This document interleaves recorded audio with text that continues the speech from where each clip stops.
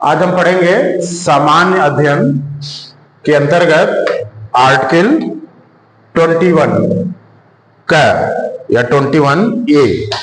ठीक है, ये मूल संविधान में नहीं था 21 का, ये बाद में जोड़ा गया। क्यों जोड़ा गया?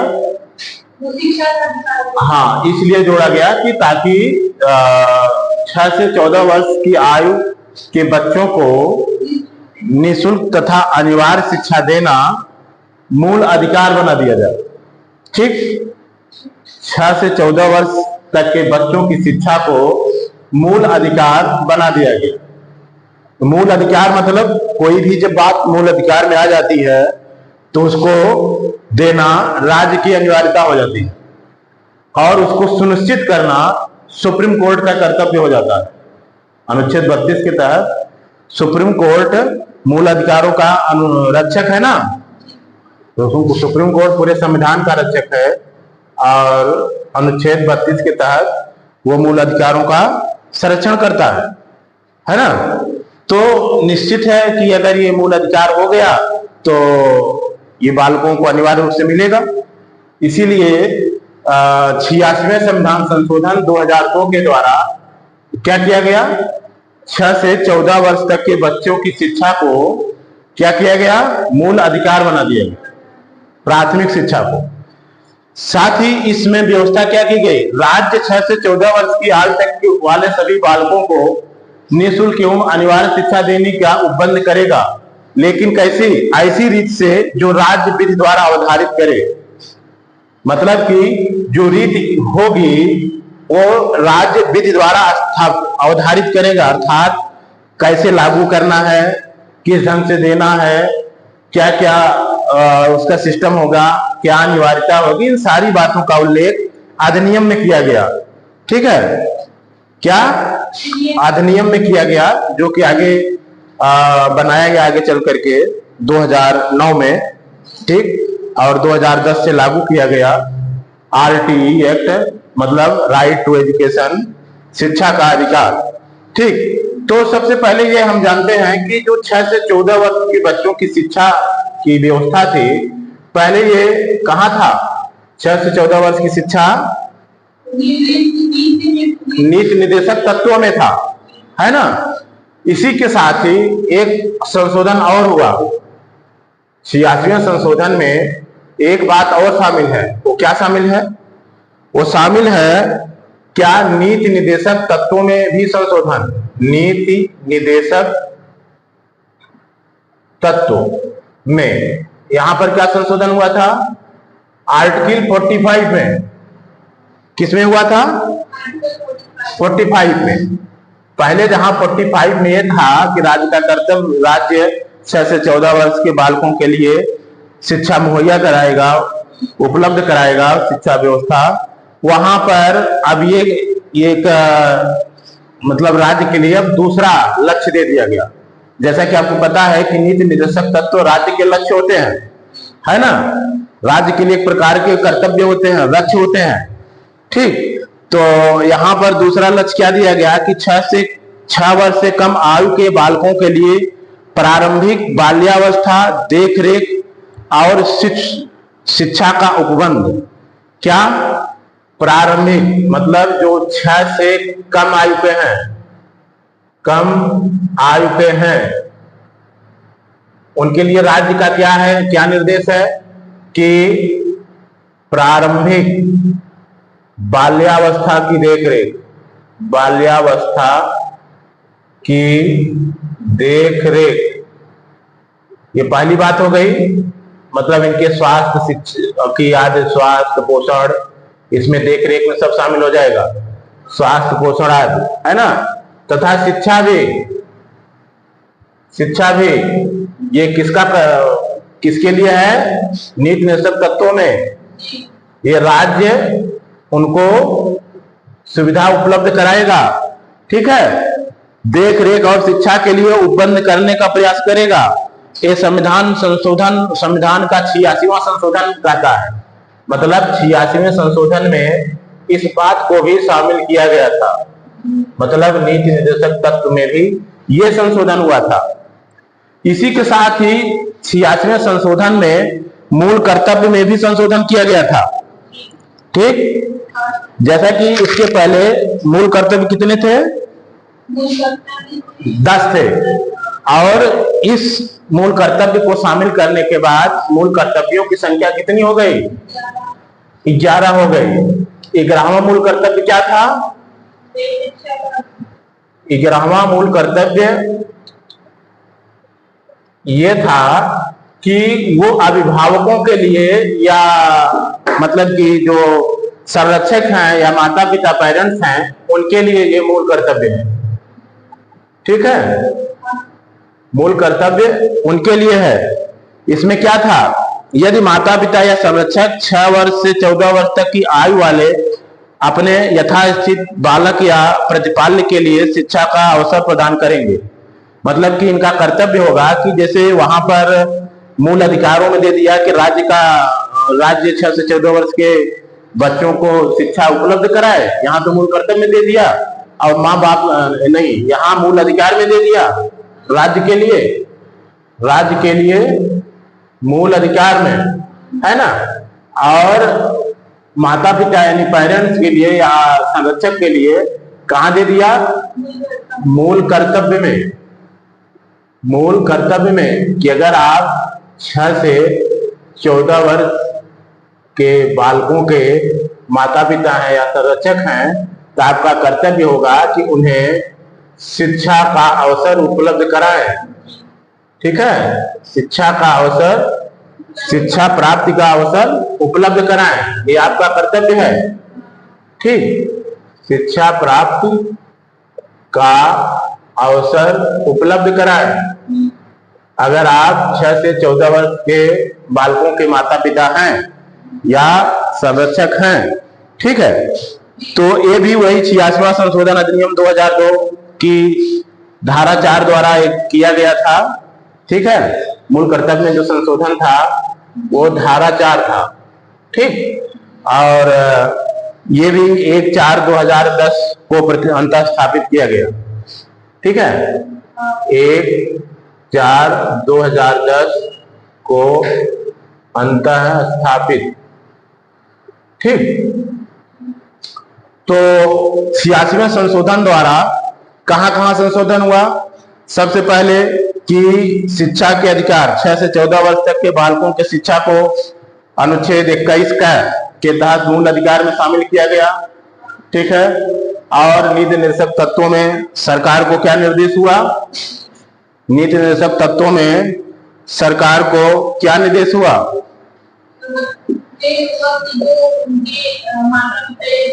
नहीं, वो तो मूल कर्तव्य की बात हो गई। जो मूल कर्तव्य में है, देखिए यहां ध्यान दीजिए, 6 से 14 वर्ष के बालक हैं, ये 86वां संशोधन है। 86वां संशोधन है। इसमें जो राज्य के लिए कहा गया 21 का शामिल किया गया, और 6 से 14 वर्ष तक के बच्चों के लिए मूल अधिकार में शामिल कर दिया गया कि राज्य जो है ये व्यवस्था करेगा कि इनको अनिवार्य रूप से निःशुल्क शिक्षा कैसे दी जाएगी, और उस रीति का निर्धारण किसको? अधिनियम के द्वारा करेगा। ठीक है, ये तो राज्य के लिए हो गया। फिर नीति निर्देशक तत्व भी ये राज्य के लिए हुआ। नीति निर्देशक तत्व भी राज्य के लिए होता है ना, राज्य के नीति निर्देशक तत्व। ठीक, इसमें क्या हुआ कि किनके लिए हुआ? कि जो 6 वर्ष से कम है, 6 वर्ष से कम है। ठीक है, जो 6 वर्ष से कम है उनके प्रारंभिक बाल्यावस्था की देखरेख और शिक्षा। ठीक, दोनों बात है यहाँ पर, प्रारंभिक बाल्यावस्था, देखरेख और शिक्षा। तो आप देखते हैं कि आंगनबाड़ी आदि केंद्र जो हैं, आंगनबाड़ी के केंद्र जो होते हैं, इन्हीं उद्देश्यों को पूर्ति के लिए होता है। वहां 6 वर्ष से कम के बच्चों के बारे में शिक्षा व्यवस्था होती है, जो भी होता है, पोषण वगैरह। फिर एसी में एक संशोधन हुआ, ये देखिए ये धारा 3 के तहत है, धारा 3। यहाँ धारा 2 है, किसमें? वो जो संशोधन विधेयक था, 86वां संशोधन, 86वां संशोधन, ठीक है। 86वां संशोधन के धारा 2 है ये मूल अधिकार, और नीति निर्देशक धारा 3 है, और ये मूल कर्तव्य ये धारा 4 है। इसमें क्या संशोधन हुआ कि अगर आप 6 से 14 वर्ष के बच्चों के क्या हैं, संरक्षक हैं, माता पिता हैं, तो आपका कर्तव्य है कि आप उनको शिक्षा का अवसर उपलब्ध कराएं, है ना। शिक्षा का अवसर उपलब्ध कराएं, ठीक। ये तो 3 संशोधन हुए। ये धारा 4 था, ध्यान दीजिएगा, मूल कर्तव्य वाला। ये इस संशोधन अधिनियम का धारा 4 था, ठीक। तो यहाँ पर तो ये मेन संशोधन हुए, है ना। तो आपको समझ में आ गया संशोधन। इस संशोधन से 3 जगह संशोधन, इस 86वें संशोधन से 3 जगह संशोधन हुए, मूल अधिकार में, नीति निर्देशक तत्व में और मूल कर्तव्य में, ठीक।